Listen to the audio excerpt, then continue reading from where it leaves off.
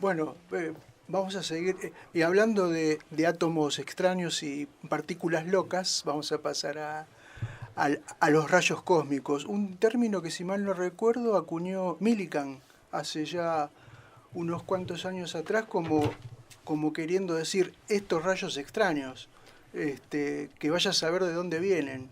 ¿De dónde vienen? Hola, ¿qué tal? Buenas tardes y gracias por la invitación Al también. contrario. Efectivamente, yo estoy dedicado a estudiar rayos cósmicos y estudiamos rayos cósmicos de alta energía. Entonces Encima. la pregunta es, bueno, ¿qué son los rayos cósmicos? ¿No? Claro. Y así como recibimos del espacio exterior luz, luz que Sí, viene de las estrellas, luz que viene sí, del Sol, luz que viene incluso de galaxias muy lejanas, todos esos fenómenos astrofísicos no solo producen luz, sino que también producen partículas, sí, partículas subatómicas que no podemos sí. ver a simple vista, pero que son lanzadas a gran energía por el cosmos y muchas de ellas llegan hacia la Tierra, llegan hacia nosotros y las podemos detectar. Como vos mencionaste, el nombre rayos es un poco tal vez confuso porque uno se Sí, imagina un rayo más, un rayo de luz. sí, Estos son partículas, pero bueno, esto tiene un origen histórico. Cuando fueron descubiertas estas partículas con tanta energía, la gente se preguntaba si eran partículas de luz, rayos, lo que llamamos fotones en la jerga, sí. o radiación gamma, muy energética, que es el nombre más moderno que se le da, o si eran efectivamente partículas. Bueno, y Millikan era el que sostenía que no, que es luz. Después Compton lo convenció de que estaba equivocado y en algún momento Millikan reconoció efectivamente son partículas que Claro. vienen del cosmos. Y vos decías que son lanzadas, digamos, ¿qué es lo que las lanza? ¿De dónde proviene semejante energía? Bueno, en el caso de las más altas energías, que es lo que estudiamos nosotros en el Observatorio Piroyer, la respuesta es todavía no lo sabemos y por eso lo estamos estudiando. Claro. En el caso de energías un poco más bajas, uno conoce fenómenos muy violentos que se dan en el cosmos, por ejemplo, una explosión de supernova, ¿no? Cuando Ujú. una estrella se vuelve vieja, termina de quemar su combustible, llega un momento que no se sostiene más y explota y revienta, ¿no? Entonces en ese reventón que pega la estrella, en particular tira luz, que uno la puede ver, entonces las supernovas se pueden llegar a ver con telescopios comunes, pero también arroja un montón de partículas en esa explosión violenta. ¿De qué densidad hablamos en este bombardeo? Digamos, ¿cómo podemos cuantificar esa? ¿Son Bueno, muchas, son pocas, una cada tanto? Utilizamos los A métodos las locales. perdidas claro, o sea, o es permanente, muy depende bueno. de la energía. Efectivamente depende de la energía, esa es Sí, la respuesta a lo que llamaríamos bajas energías, que son las energías, por ejemplo, en una estrella o en el Sol. sí, Hay muchos de estos rayos cósmicos, hay muchas partículas. sí, Constantemente estamos siendo atravesados por un montón de partículas sí. subatómicas y no lo notamos. Pero si vos te vas a las energías más altas, cuanto más alta la energía, menos de estas partículas hay. Ajá. Entonces, a las energías muy, muy altas hay muy, muy pocas. Muy, muy pocas significa una por kilómetro cuadrado por siglo, ¿no? Entonces Una por kilómetro cuadrado imagínate por que tenés un siglo. campo, Sí, alambras un campo de 1 kilómetro de ancho y 1 kilómetro de largo, ¿no? 1 kilómetro cuadrado. Estadísticamente, en promedio, tenés que esperar un siglo sí, entre un rayo cósmico y el próximo de sí, muy alta energía, ¿no? sí. Entonces, es muy, muy poco. Entonces, para captar esos rayos cósmicos no podemos subir un satélite porque para que un rayo cósmico Le le pegue a pega un un satélite, hay que satélite, tener mucha suerte. tenés que tener muchísima suerte o tenés que esperar muchísimo tiempo, ¿no es cierto? Entonces, lo que uno hace es poner un detector que es muy, muy grande y ocupa muchos kilómetros cuadrados, con lo Claro. cual captás muchos rayos cósmicos Y así en fue un que se tiempo instaló razonable. el observatorio astrofísico más grande del mundo. ¿Aún lo sigue siendo? Lo sigue siendo El Piero efectivamente Roger en Malargüe. en la provincia de Mendoza, en Malargüe, tenemos el Observatorio de Piroyer que abarca 3.000 kilómetros cuadrados Eh, y es el es- más grande. Está bien. Ahora, ese observatorio está formado, ya lo hemos contado acá otras veces, por un sinnúmero de tanques, ¿no? Correcto. Ahora, hay que sumar la superficie efectiva de cada tanque para estimar estadísticamente cuántas partículas altamente energéticas, o lo que importa es el... Lo que importa es la superficie total que están cubriendo esos tanques. Ajá. O sea, no importa tanto la superficie del tanque en sí, sino qué tan desparramados están. Entonces, lo que tenemos son 1.600 tanques Sí, que están a 1,5 kilómetros de distancia uno del otro, del otro, sí. pero con esa distancia realmente los rayos cósmicos de las más altas energías Sí. no se nos escapa ninguno de los que caen dentro de esos 3.000 kilómetros ¿Y cuadrados. cuántos han captado? ¿Cuántos años lleva el Pierre Auger? Mira, estamos tomando datos desde el 2004, 4, ok. o sea, 15 años. llevamos 15 años 15 años. tomando datos en forma más o menos continua. En el 2004 el observatorio todavía no estaba terminado, entonces era más pequeño. Sí. Terminamos de construirlo al tamaño grande en el 2008, o sea, hace más de 10 años que estamos tomando datos a pleno. Sí. Y bueno, tenemos muchos eventos, ¿no es cierto? O sea, también Ajá. depende un poco de la energía a la que vos Sí. me preguntas. A muy baja No, energía tenemos uno cada a los 5 más minutos. difíciles. Y claro, los más difíciles tenemos pocos, tenemos una veintena, ponele. Y bueno, son los más interesantes, obviamente, ¿no? ¿Y la detección, en qué se traduce? ¿Cómo, digamos, Su aplicación. ¿en qué se traduce en el sentido de datos. que hay que revisar un archivito y ver un dato medio extraño? Hay una pantallita, hay un... ¿Cómo es? Tenemos de todo, tenemos una pantallita, efectivamente. O sea, los datos se toman las 24 horas del día, 7 días a la semana, todo el año. Estos detectores están juntando datos y juntando información. Sí. Los sistemas de toma de datos también van registrando las cosas interesantes, y cuando vemos uno de estos rayos cósmicos de alta energía, el sistema lo guarda y lo almacena. Sí. Ese dato es transmitido a un servidor que está en Francia, en Lyon, y de ahí toda la colaboración que participa del proyecto puede bajar esos datos y analizarlos, y con eso los 400 científicos que están en el proyecto pueden analizar e interpretar esos datos y sacar conclusiones. Estamos hablando de los de alta energía, ¿no? Hay una dirección preferencial que cuando Malargüe está apuntando para cierto lado dice, bueno, si no cae hoy, Claro, hay que esperar. No, esa era nuestra esperanza, de efectivamente ver de que de algunas regiones del cielo Sí. hay más rayos cósmicos que de otra Sí. región. Pensamos que iba a ser muy fácil, pensamos, bueno, esto ponemos el observatorio, de acá a un par de años Ya sé. te vamos a poder decir exactamente de dónde viene. No. La naturaleza es más complicada de lo que uno se Ajá. imagina. Los resultados preliminares que tenemos es que tenemos algunos indicios de dónde pueden venir, Ajá. pero todavía no tenemos una confirmación definitiva de que realmente estas cosas son las que lo producen. O sea, Vemos algunas regiones del cielo de las cuales hay una mayor cantidad que en otras, pero todavía no sabemos si eso es una casualidad, una fluctuación, o porque se dio así. ¿coincide con la dirección del O centro galáctico o no? Justamente una de las conclusiones firmes a las que llegamos es que la dirección de la que provienen no coincide con el mira. centro galáctico, con lo cual podemos concluir que no son originadas en nuestra galaxia, sino que vienen de galaxias fuera de la nuestra, digamos, que son extragalácticos, ¿no? O sea, son extraterrestres porque no vienen de la Tierra, son extrasistema solar y también son extra Vía Láctea porque vienen de galaxias lejanas. Caramba. Bueno, a los dos, que nos cuenten brevemente cómo fue que terminaron en Tierra trabajando. Del Fuego. No, eso más o menos nos imaginamos, pero cómo fue que terminaron. Yo siempre digo que hay mucho de casualidad en las carreras científicas.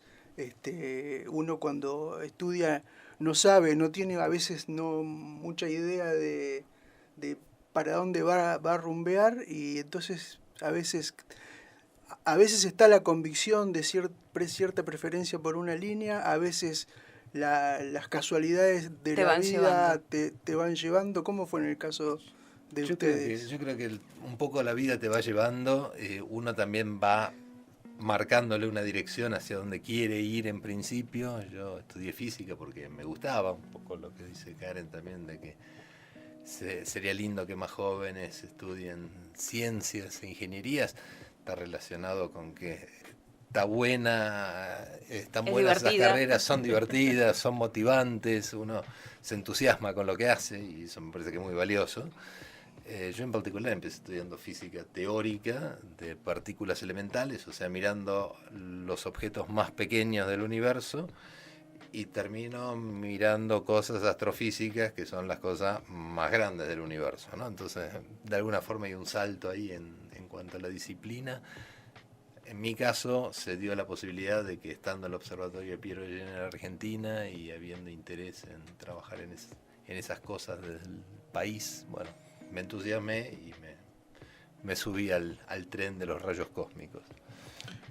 En tu caso, Karen. En mi caso, desde la secundaria siempre me gustó la ciencia, ¿no? Bueno, en realidad los chicos son todos curiosos. Yo tuve un muy buen profesor de matemática, yo vivía en Jujuy toda mi infancia y adolescencia y tuve un muy buen profesor en el Colegio Nacional en Jujuy. Y me entusiasmé con la matemática, con la ciencia. Y cuando estaba terminando la secundaria, yo quería estudiar ingeniería genética en Misiones, que en esa época, te estoy hablando del 80, 81, sí, hace mucho tiempo. Y me gustaba eso, pero también me gustaba la física, las ingenierías. Yo sabía que iba por allá. Sí. Y después me enteré del Balseiro y dije, qué bueno, mira, qué buen desafío. Está en un lugar lindo, hay pocas mujeres. Yo lo tomé como un desafío también, ¿no? Viste, cuando uno es adolescente querés llevarte el mundo por delante. Y dije, ¿por qué no podemos las mujeres hacerlo? Entonces en ese momento dije, me gustaría hacer o física o ingeniería de las que están en Bariloche, que era ingeniería nuclear. Entonces, para entrar al Balseiro uno tiene que hacer 2 años en otra universidad. Yo fui a Rosario, hice 2 años de ingeniería electrónica ahí, rendí el examen para el Balseiro, que en esa época se rendía solo en Buenos Aires, ahora está distribuido. Por regiones. Por regiones, sí. Y después ingresé al Balseiro y ahí en realidad ingresé para estudiar ingeniería nuclear y después me pasé a física. Eso lo digo porque es como un derrotero, ¿no? Digamos, uno sabe más o menos para dónde quiere ir, pero como vos decías, José Luis, uno no sabe los detalles. Cuando uno está en la secundaria no sabe lo que es la física. La física que yo hago ahora jamás me lo hubiera imaginado en la secundaria. Es muy diferente a la física de problemas de encuentro, de los circuitos eléctricos que vemos, es otra cosa. Entonces, en realidad el camino es ese, más o menos saber hacia dónde va, pero hacerte el camino al andar, ¿no? Eso para mí es una frase muy acertada. Uno va abriendo camino y además yo creo que el camino de uno es una mezcla de una combinación de oportunidades y de voluntad. Uno va empujando, pero también encuentra oportunidades. La física es una carrera muy amplia. Uno puede ser de la parte más teórica, como decía Ingo recién, desde las partículas fundamentales, pasando por lo que hago yo, más materia condensada o materiales, o muy aplicado. Claro. Eso en particular en la física, pero yo creo que en todas las carreras uno va haciendo la carrera que uno quiere también, ¿no? ¿Y por qué hay pocos jóvenes que se inclinan por la ciencia ahora? Digamos, ¿hay un número duro? Te imagino que sí, para apoyar esto, ¿no? Digamos, se nota, creo. A ver, números de la cantidad total, yo no lo tengo. Yo tengo. Pero bueno, todos tenemos la sensación de que la proporción es de los que estudian carreras científicas tecnológicas en el país es mucho menor que los que siguen abogacía o ciencias sociales, por ejemplo. O contador público.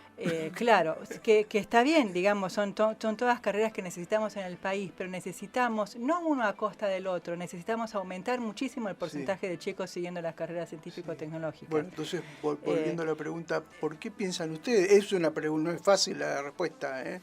Yo creo que tiene que ver también con la enseñanza que recibimos en el colegio, desde la primaria, la secundaria, el entorno que tenemos. Por ejemplo, si uno tiene en los colegios bien equipados, con buenos experimentos, con profesores capacitados que también estimulan la parte experimental, la parte que los chicos puedan meter mano en los experimentos, que se impulse esa curiosidad de los estudiantes, parece que vamos a tener mucho más estudiantes que hagan ciencias y se dediquen a estos temas. Me parece que tiene que ver mucho con la currícula escolar también en parte.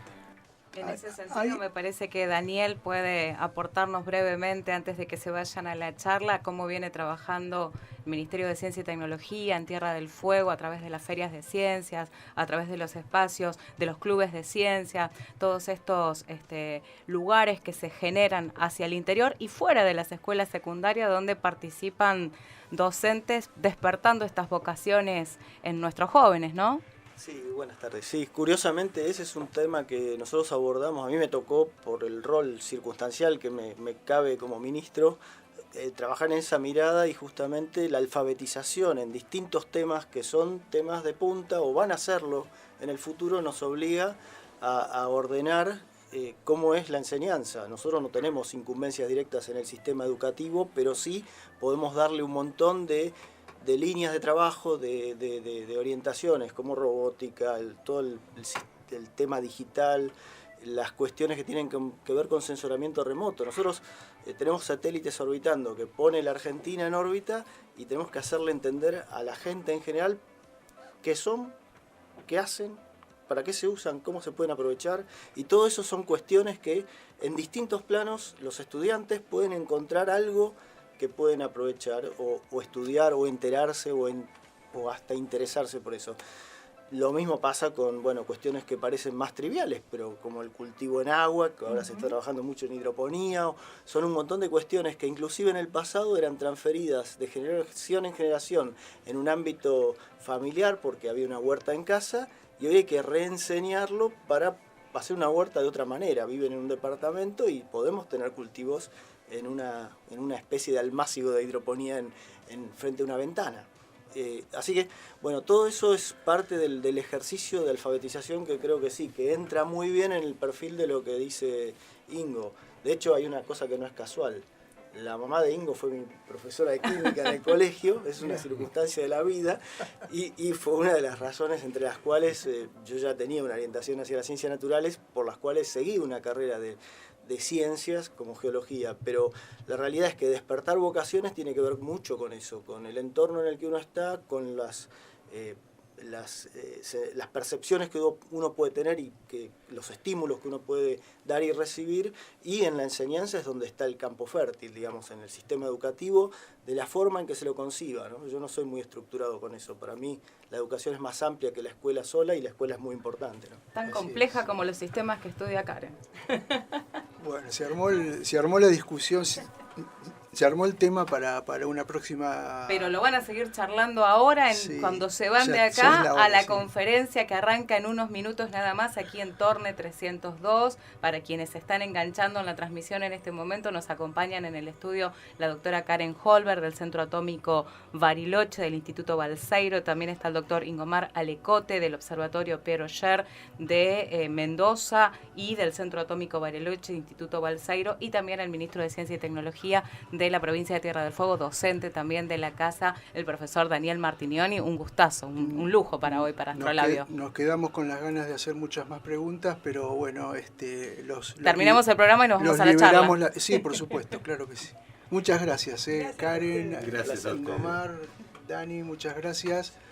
Y seguimos en el minuto de que hace su aparición Andrés Larraona, que nos está acompañando y va a musicalizar este encuentro de Astrolabio en la tarde de Radio UNTDF.